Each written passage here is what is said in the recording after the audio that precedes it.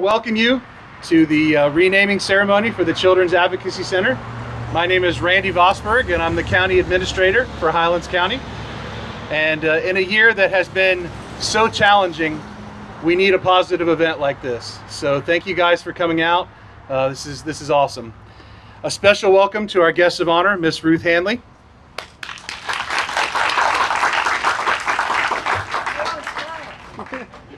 She's smiling behind the mask. She's also joined by numerous family members who, like Miss Hanley, have made a significant difference in our community. I would also like to welcome our distinguished guests and citizens, too numerous to go through, which is, I think, a testament to the impact that Miss Hanley's had on our community. Before we begin, I also want to take an opportunity to thank those that made today's event possible. Leah Sauls, over here. Gloria Rybensky, Karen Clogston, and the many family members who have assisted in today's program. Thank you for all of your hard work. At this time, I would like to introduce Kevin Roberts, who, as most of you know, has a long history with the county and the Children's Advocacy Center. And Kevin, would you please come up and lead us in prayer?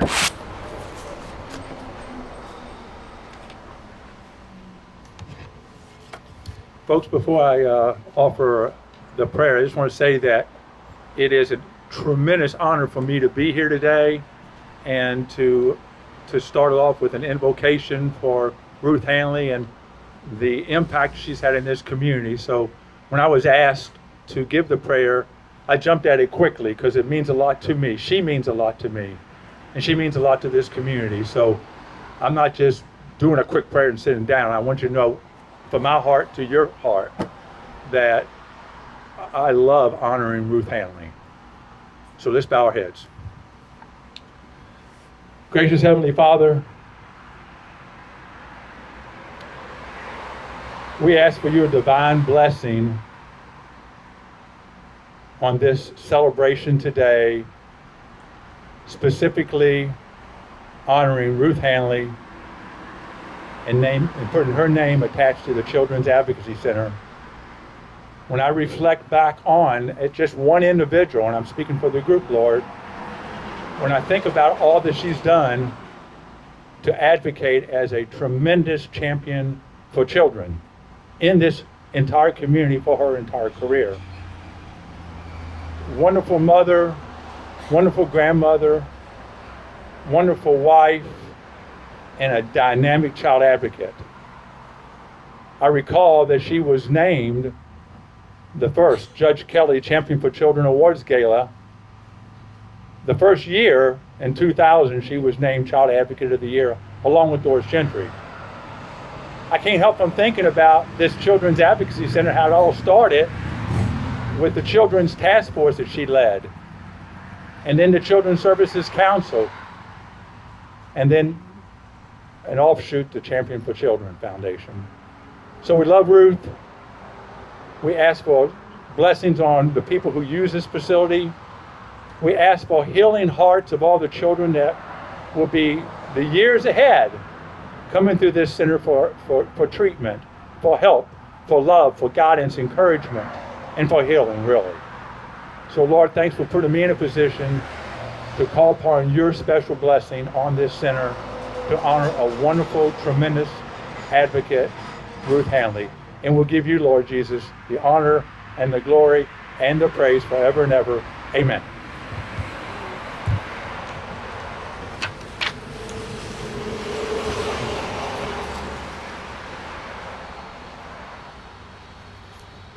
Thank you, Kevin. Next, I'd like to ask Mary Ann Hanley, who's Ruth Hanley's daughter, to come on up and speak.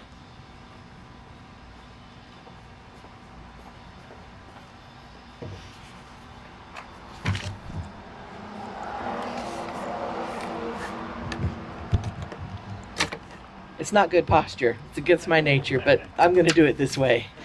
Good morning, everybody, and thank you for being here today to honor our mom in this very meaningful way. I'm here on behalf of my brothers and sisters, Gray and Rosemary, Ron and Patty, Jim and Karen, Susie and Nick, along with Mom's extended family of 10 grandchildren and 14 great-grandchildren. I've been asked to take just a few minutes to give you a little of the history of our mom, Ruth. Her children, we, Attribute her openness to new experiences and her strong work ethic and her desire to contribute as a public servant to her early years as an Army brat. She attended schools in 7 states before graduating high school at the age of 16. Her influence on all 5 of her children can be seen in the diverse paths that our lives have taken, as well as our willingness to try to work hard and do what we can to contribute to the world at large. Ruth Evans Handley graduated Phi Beta Kappa from the University of North Carolina, Chapel Hill, go Tar Heels, in 1948, and after marrying my dad, Frank Gray Handley, and having 2 children, she then earned her master's degree in English from Auburn University back in 1957. She was the main support for the family, as our father attended Auburn Veterinary School full-time. Upon graduation with his veterinary degree in hand, they settled here in Sebring in 1959, which was quite a while ago.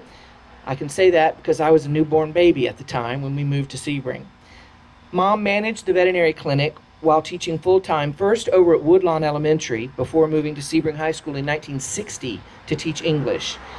These were the early years of her well-meaning use of what became known as the dreaded red pen. She used this on English papers that were submitted by her students. And I say many of you here today have experienced the red pen, and while it was painful at the time, I dare say that you're better writers today because of it. I know I am. My younger brother and sister came along in 1960 and 63, and we lived a busy and idyllic life down in a rambling ranch house on Dinner Lake. Serving as scout leader, 4-H parent, Sunday school teacher, and endless hours spent at various ball fields were some of the ways that Mom was fully involved in the Sebring community. In 1966, Mom was there at the formation of South Florida Junior College, known today as South Florida State College. Mom was the English department because, since like the other departments in those early days, there was just a single teacher in each discipline. Years later, after leaving as a faculty member, she proudly served on the Board of Trustees and was part of the selection committee that brought Dr. Catherine Cornelius to campus as a longtime and highly respected president of SFCC, and we're so glad to see you here today, Dr. Cornelius. In these years, Mom had a hand in establishing such things as the Sebring Public Library, and after she realized that migrant workers, were taking their babies and their toddlers to the groves with them to work, she collaborated with local religious leaders to open Fairyland Daycare Center, and in fact, one of the key annual fundraising events still happening today after 51 years is the Gene Scheck Rotary Apple Sale. You buy apples from the Gene Scheck Rotary Apple Sale? Well, we're glad you do, because it's all in support of Fairyland. Both the library and the daycare center are vital to our community, and they're sources of great pride for our mom. In 1979, she accepted the position as assistant principal at Sebring High School. It was at this time the seeds of the idea for the Children's Advocacy Center began to take root. It was then that Mom encountered a high school girl in great personal distress who was contemplating suicide. Mom told Susie that she distinctly remembers this young lady and the frustration at not having the effective resources to keep her and many others like her from falling through the cracks of the system. More on this in a minute, but if you're wondering, the outcome was a good one for this troubled high school girl.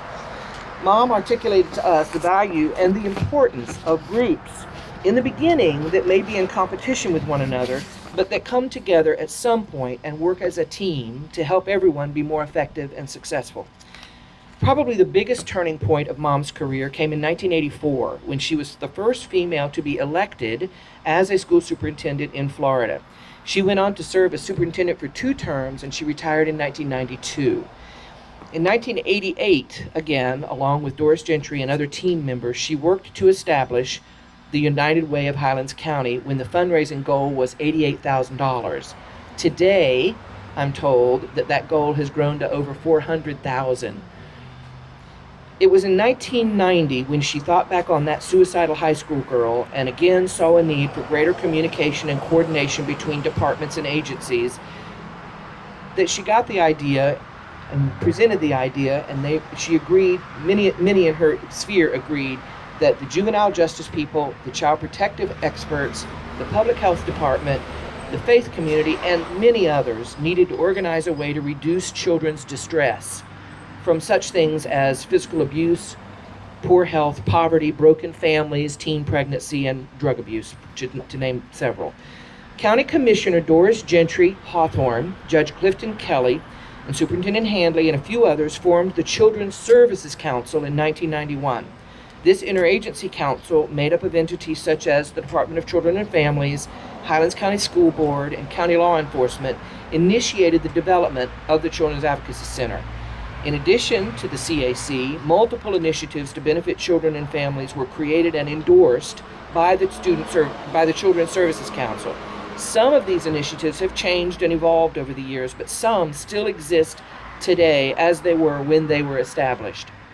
The CAC has become a place where child victims come to describe their ordeal only one time, which is very powerful if you're in the business of dealing with children who are in distress.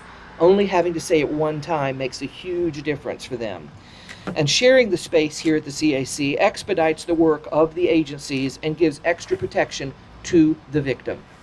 So today, we focus on this special place and remember the importance of the partnership that was formed so many years ago between the Children's Services Council, Highlands County School Board of County Commission and its staff, the Highlands County School Board, and other entities working as a team to create the CAC.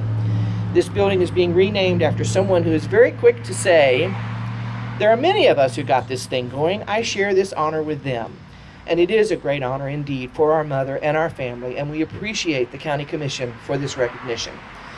No doubt, my mom and brothers are now saying that I have talked long enough, and I agree, but I'd like to end with a quote from Judge Ruth Bader Ginsburg that I think speaks to the way our mom thinks about life too. She said, "Fight for the things that you care about. Do it in a way that will lead others to follow you. If you want to be a true professional, you will do something outside of yourself. That's what I think a meaningful life is. One lives not just for oneself, but for one's community." We thank you very much for being here today.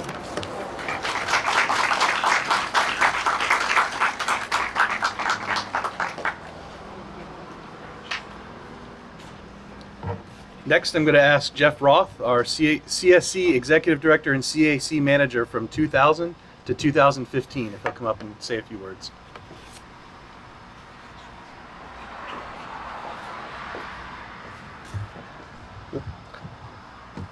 Wanted to what? Eat the mic. Okay. What an honor it is to be back here today. And I know that in preparation for today, everybody was worried, man, we have to talk fast because it's going to be hot. What a glorious day that the good Lord has provided for us today to celebrate you, Miss Ruth. And you know there are a few people that have impacted my life more than this young lady that sits beside me. I don't think that she's aged a day since I've known her.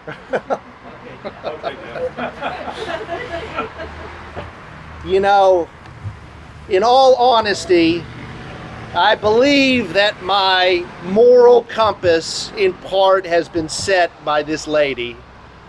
Her counsel has been beyond appreciated and I have benefited so much more from her than she ever has of me.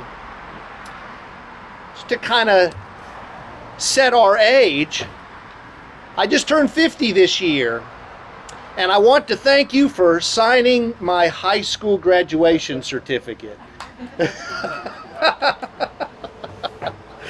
So it's been a while. She was on the screening committee that hired me, and what a blessing it was to serve here. And I truly mean that it was a blessing to serve here.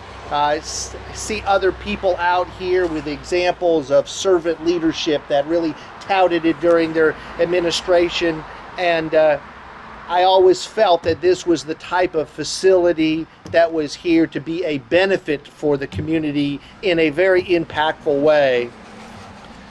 No, the world, I've said this many times, the world is run by those who show up.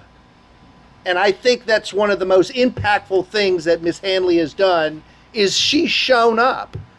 She has shown up for those who could not show up for themselves.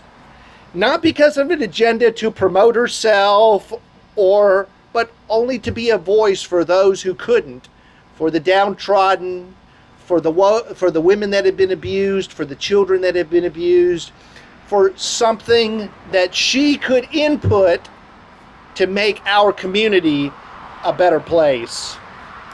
Remember when I went back for my master's degree some decades ago now, she was the person that I went to correct my master's thesis. And so when I see Ruth, I see red. And she was always a little embarrassed when I'd come by her house and she'd say, "I hope you're not offended by the red that you see." And I was always, I always took the stance was just the opposite. I'm glad that I came here for you to correct, because for many of you out there, because I've had this conversation with many of you out there, if you wanted something published, if you wanted something that the public was going to see and you wanted it to be perfect, this is who you went to. And I say that even to this day. She's got more of a command for the English language, has taught me a lot. I think my biggest lesson was, when you go to your first 4 years of college, it's flower it up, make your sentences as long as they can, because remember we had all those 10,000 word classes, and what she taught me was, when you get out in the real world, people just want you to say what you mean in the least words possible because we're all busy. So the red marker, resonates with me in the past. But thank you for correcting. Thank you for having that ability and sharing it with many of us out there who probably would have some embarrassments had it not been for Ruth correcting our stuff. I remember that when I finished my degree, she was the only non-family member that came along. She came to my graduation. I remember that. I've got that. I got a picture of us together, and that meant a lot.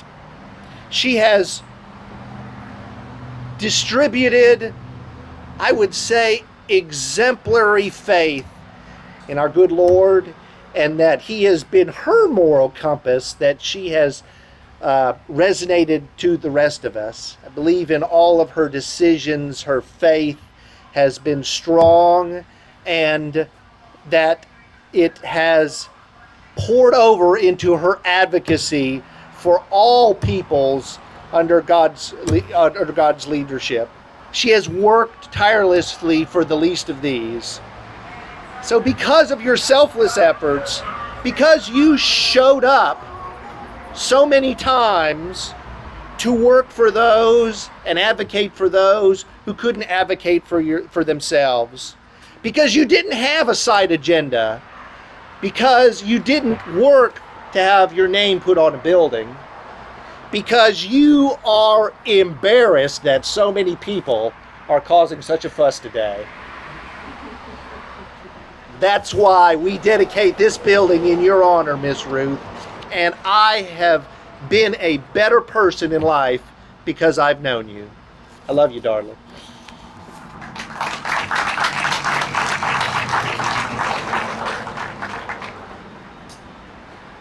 Thank you, Jeff. I'm now going to ask Luzette Cruz to come up. She was the CSC Executive Director and CAC Manager from 2017 through 2020.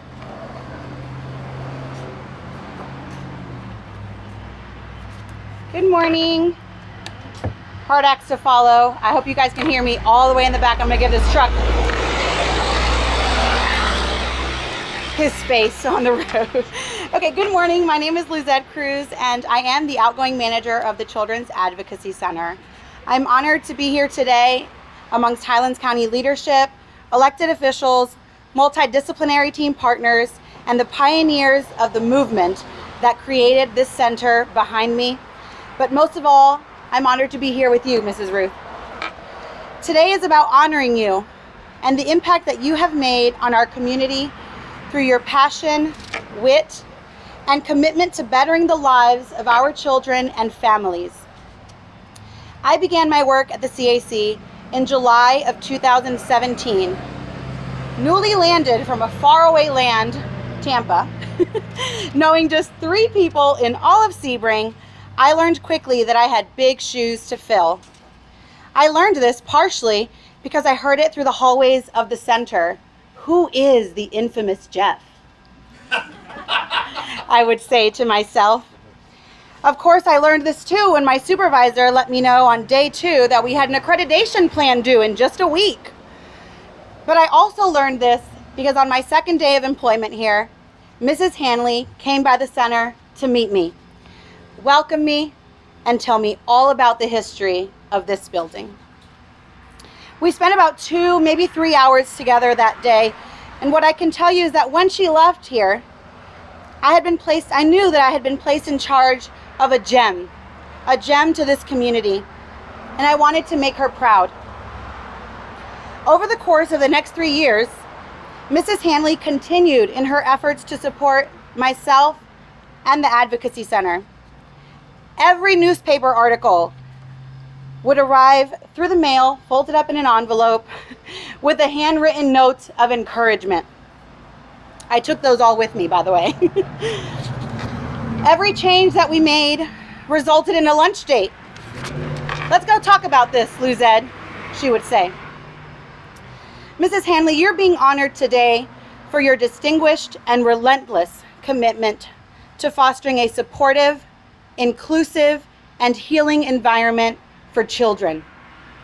You have always focused on building partnerships and working together for our children.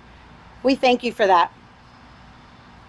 The building that you see behind me has evolved from the convenience store that once stood. Through these halls have walked many leaders of this community, people dedicated to change and securing justice. Most importantly, though, these halls have held the most vulnerable of this community, child victims and their families in need of support and healing.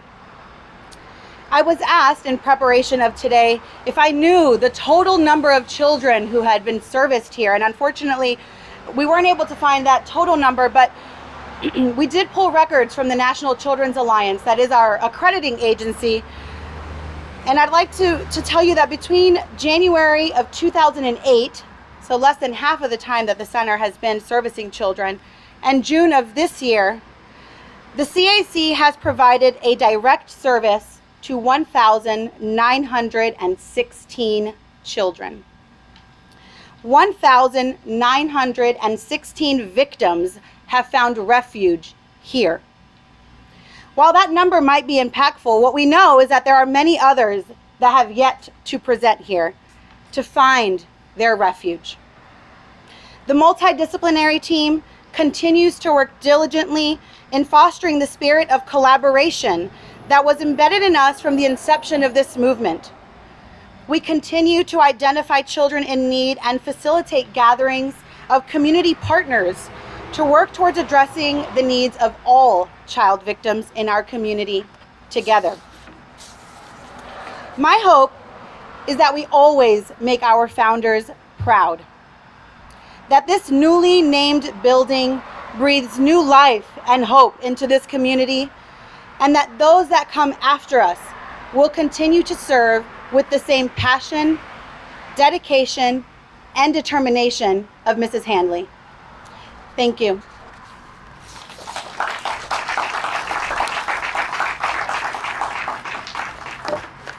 Okay, I think at this time we're going to go ahead and unveil the logo and the new sign, and then we're going to let Ms. Hanley have the mic.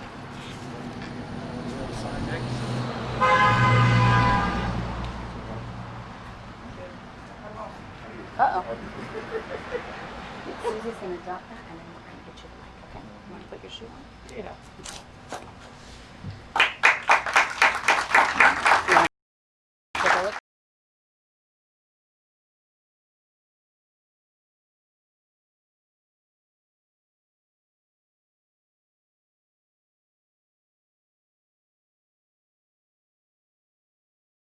Remember that there is no one person that accomplishes the kind of change that this building represents. It isn't just me. I look at these bricks here that are marked. For the very beginning, these were all private donations. It was not county support, it was not city support, though they cooperated, but it was neighbors and friends